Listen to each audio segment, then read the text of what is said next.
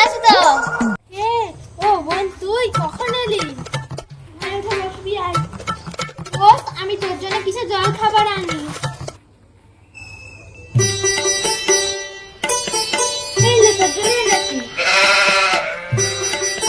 একবার বলবো যে খাবোনি, তারপরে খেলবো।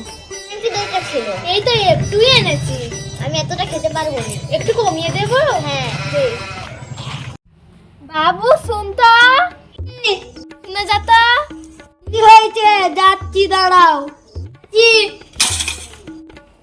কি হয়েছে?